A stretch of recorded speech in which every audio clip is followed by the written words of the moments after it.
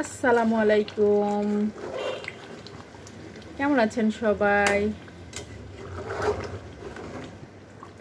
আলহামদুলিল্লাহ আমি খুবই ভালো আছি। মেয়ের পছন্দের খাবার, সাথে মেয়ের বাবারও পছন্দের খাবার, গরুর মাংস, আর সাথে আছে খিচুড়ি ভাত। এগুলা হচ্ছে মেয়ে এবং মেয়ের বাবার পছন্দের খাবার।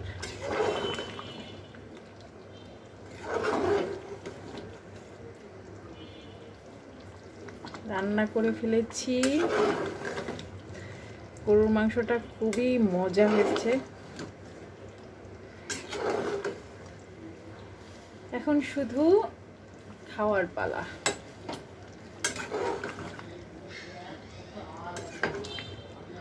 সেই মজা হয়েছে, সেই মজা। গরুর মাংস আর খিচুড়ি খেতে কারা কারা পছন্দ করেন কমেন্ট করে জানাবেন। আপনাদের সুন্দর সুন্দর কমেন্ট পেলে ভিডিও তৈরি করার আগ্রহটাও বেড়ে যায়। আর আপনাদের সুন্দর সুন্দর কমেন্ট পড়তে আমি খুবই পছন্দ করি। যারা ইউটিউব থেকে দেখতেছেন আমার ভিডিও ভালো লাগলে অবশ্যই সাবস্ক্রাইব করে দিবেন চ্যানেলটা।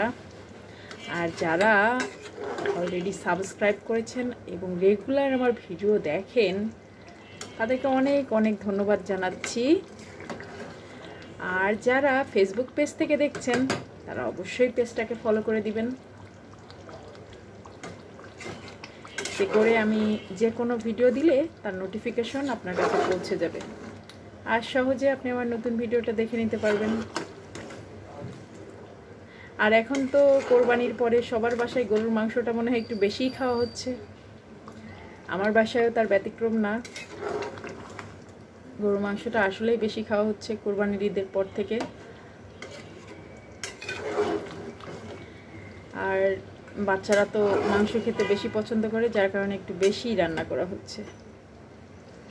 এর সাথে একটু সালাদও থাকবে, শসা, লেবু, কাঁচামরিচ।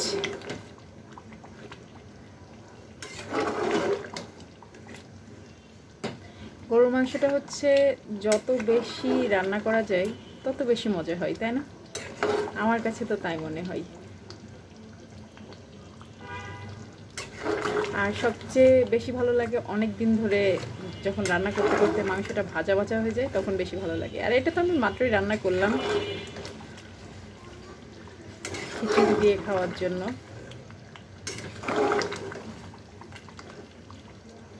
আমার ছোট মেয়েটা বিশেষ করে এই খিচুড়ি আর গরুর মাংস খেতে খুবই পছন্দ করে। বড়টাও খায়, তবে ছোটটা বেশি পছন্দ করে এবং তাদের বাবাও খুব পছন্দ করে। পরিবারের সবার পছন্দের খাবার রান্না করতে আমি খুবই পছন্দ করি, খুবই ভালোবাসি।